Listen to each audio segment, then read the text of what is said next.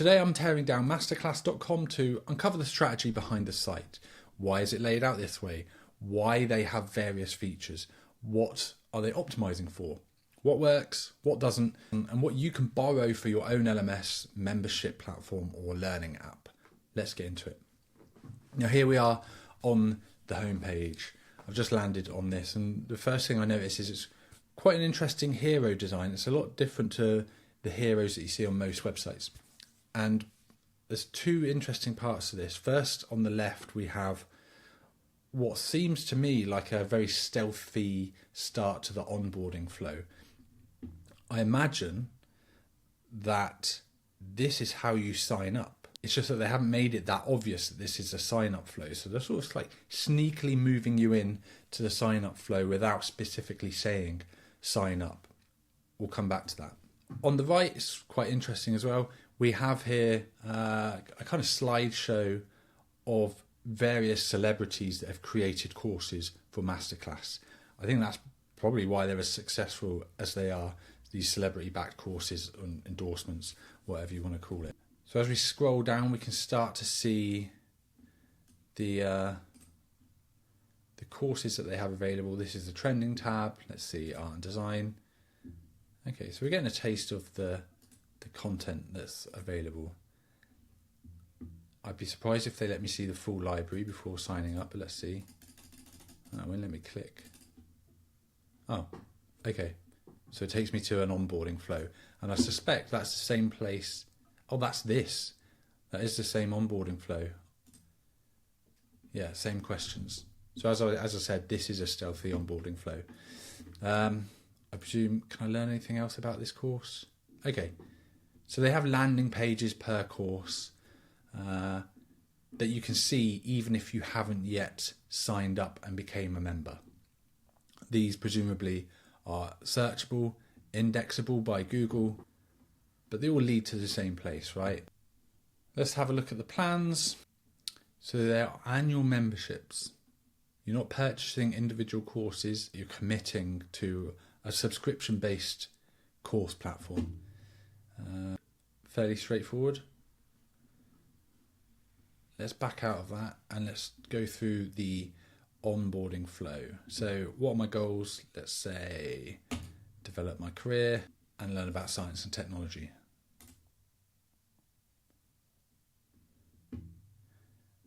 Okay, and then it gives you a wider set of categories. Let's choose 4. And now it's asking for me to refine the topics that I'm interested in further. What's interesting is they make this look like a 3-step process, but I've clicked next a couple of times already and we still seem to be on step 1. I imagine if they showed, hey, this is a 10-step process, people might not click through as frequently. Which of these community and government topics interest you? I can't seem to progress without choosing one, but I don't recall ever saying that that's what I wanted to do. Oh, I did. Take that back. Okay, so this is just further refining my selections, further building a profile of my interests and my goals to personalise the experience. And it's getting quite specific. Improve sleep, let's give that a go. Okay, so first it seems like it's asking what general areas do you want to learn? And then once you choose a general area of interest, it's asking you to further refine the topics within that area. This is quite a lot of questions for an onboarding flow. And the longer your onboarding flow is, potentially the longer your onboarding flow is, the more likely someone is to drop off. At the same time, if your onboarding flow is too short and you don't effectively personalize the course library and show people more relevant content, then they might complete the onboarding flow and then not sign up to any of the courses because they're not relevant to my needs. So this is quite interesting. You've always got it's difficult sometimes to strike a balance between the depth of your onboarding flow and personalization engine versus the time it takes to complete. When I'm writing landing pages, proposals, marketing copy. I don't see anything like that here. There's nothing here around marketing content. This all seems to be around fiction, poetry. Every membership includes full access to our growing library of 200 instructors. There's no shame in working with yourself exactly where you are. It's worth it to do this little kind of self-assessment and try to figure out, what stories am I telling myself? What is hard for me to overcome because of the narrative that I have in my head? If you're coming here to get healthier, if you're coming here to feel better, if you're coming here to learn, if you're coming here to feel inspired, you're basically saying, I can be a little bit better. I'm unclear why this video's here. When you want to convert a customer and get them to pay for your services, one way to improve your conversion rate is to reduce the risk associated with that transaction. An annual subscription is quite high risk, right? There's quite a high probability that I'm not going to use it. You know, how many times have you signed up to an annual gym membership and then you've gone once and then you've had to pay it for the next 12 months? So an annual subscription is relatively high risk compared to a single lower cost course transaction. They're probably going to ask for some money shortly. So now they're confirming, hey, you can try it for free, 30 days, risk-free. Whatever risk-free means, I assume that means they'll give you your money back. Or is that a free trial? I don't know. But they are trying to reduce the risk associated with this transaction to increase conversions. How much time do you want to spend learning each week? So when we're building custom LMSs for some of our clients, we're often asking this question in our own onboarding flows, because we want to build a personalized study plan that encourages users to log in and engage frequently with the product. This is where something like reminders for your phone can come in handy, Duolingo style streaks, because we're trying to help the learner build healthy learning habits by engaging with the LMS frequently. And I imagine they're asking this because they want to encourage me to log in and engage as frequently as I need to, because ultimately I'm only going to keep my subscription for as long as I'm engaged. So it's within their interest to get me to keep coming back, logging in, engaging with the content and feeling the value of this subscription. Otherwise, I'm going to cancel after the 30-day trial period, assuming that's what they're offering.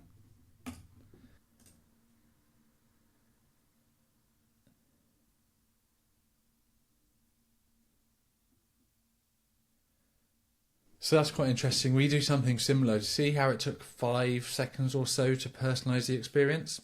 Really, it's instant, right? They're just trying to drive home the fact that this is a personalized experience. They're trying to use that as a selling point here. So they slow down that process just to make sure I, as a user, am absorbing, hey, this is personalized to you now. Okay, so the 57 classes available to me. Now, rather than giving me the full access to the course library and feeling overwhelmed with 200 odd courses, they've whittled this down to 57 for me. And that means I'm not wasting time browsing courses that are just not relevant to my needs. So I appreciate that.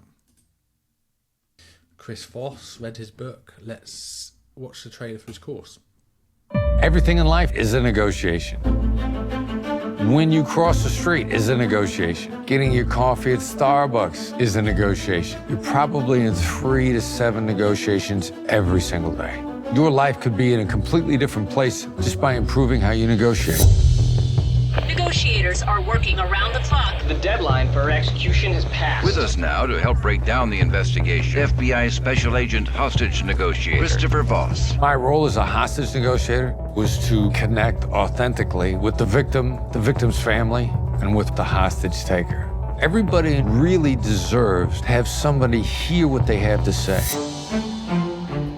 In my masterclass, I'm going to give you all the strategies and tactics that I developed as one of the top hostage negotiators in the world. You're going to learn everything from bargaining to reading body language to the neuroscience that you can use to literally bend people's reality. Negotiation is letting the other side have your way. So mirroring creates the opportunity for them actually to present you with your deal, only they thought it was their idea. It's just a simple repetition of the last 1 to 3 words of what somebody said. We've got the actual recording from the Chase Manhattan Bank robbery hostage taking. We've got a van out here. Know anything about it? You guys chased my driver away. We chased your driver away? My training was to mirror, and the bank robber started blurting out stuff that he had no intention of saying. People love to be mirrored. They love to be encouraged to go on. These skills help you improve your life. Sometimes people say to me, these tools are just manipulation. It's about win-lose. That is not the case. Great negotiation is about great collaboration. Why does it matter to you? You should get better at negotiation? Because however your life is now, you can do better. I'm Chris Voss, and this is my Masterclass.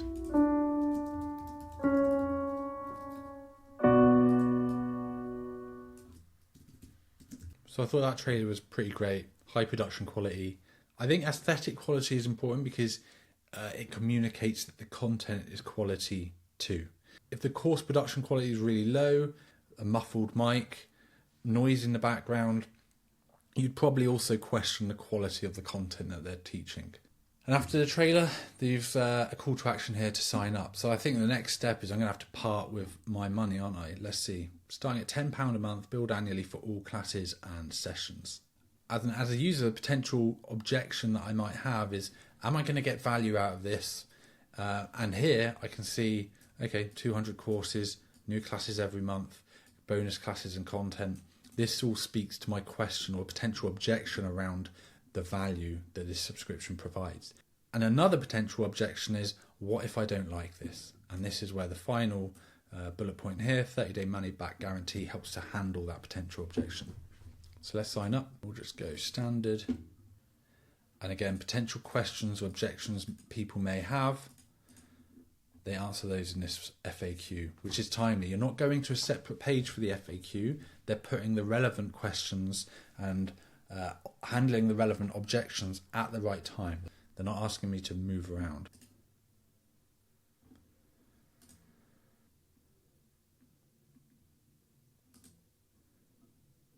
Okay, so I don't even have to type my credit card information here. I've never typed my credit card information into Masterclass before, but they're using a service called Link, and presumably Link saved my bank account details. That means there's much less friction in the payments process. I'm not having to type in my bank account information. It's just one button, and now I have to type in a code. Okay, so we've lost my camera now. Can I get that back? I don't think so. I think we've lost the camera. No worries, we'll continue without it. Took a few seconds, but that was very frictionless, very easy to part with my money. Yeah, fuck it, I don't know. Getting a little bit annoying now. I just want to get to the content. Fucking TV, there you go. Oh, shut up. Fuck off.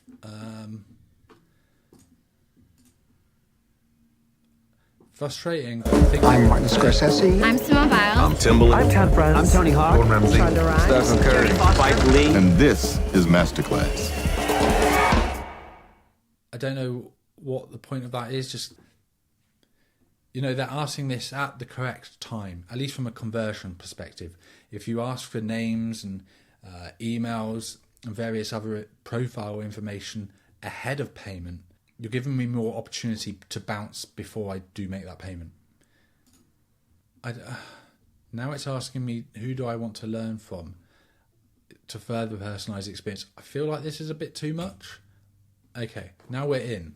We're finally in. That was quite a long process. I feel like that could have taken half as long and still personalise the experience sufficiently. So we're into the course library and we can see a navigation down here. Right now I'm in new and for you. So this is like a personalised feed of recommended content. And I think this is a logical landing page that someone should see upon logging in. This makes sense because we want people to engage with content and feel the value of the membership as quickly as possible. Let's navigate to business, see what's in here. And let's check out the Chris Voss course.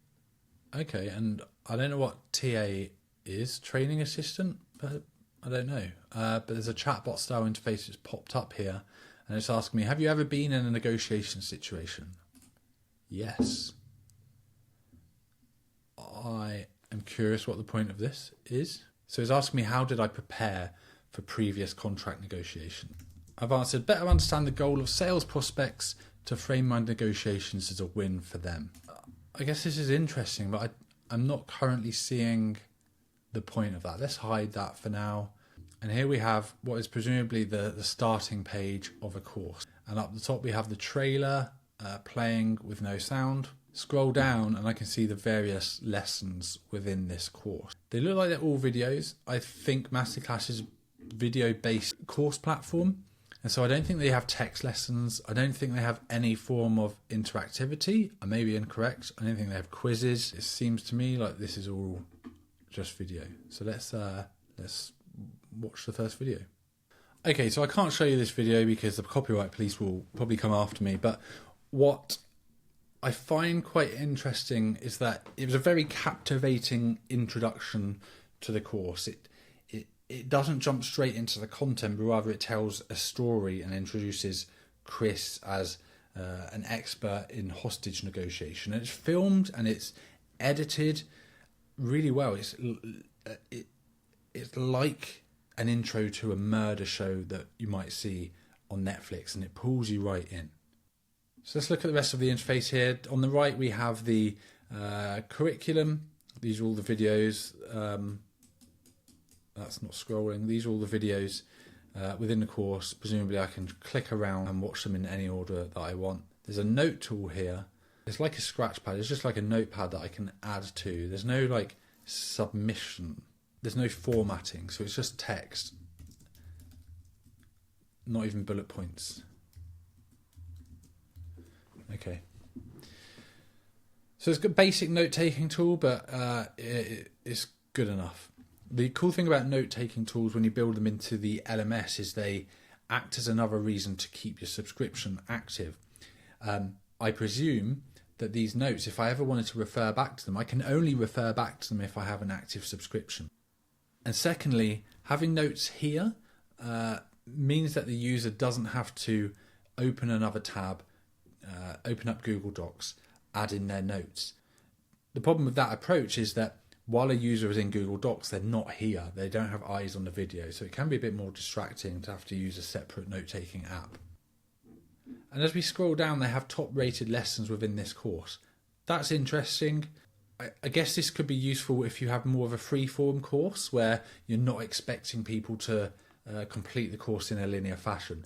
Most courses are designed to be created in a linear fashion because you're scaffolding knowledge. You're learning about a concept in lesson 1 and then you're building upon that concept in lesson 2. So if you skip lesson 1 and lesson 2, you may not fully understand the concepts being discussed. Let's go to my progress. Okay, so this is good. Maybe this is the first screen you see upon logging in. Let's test that out.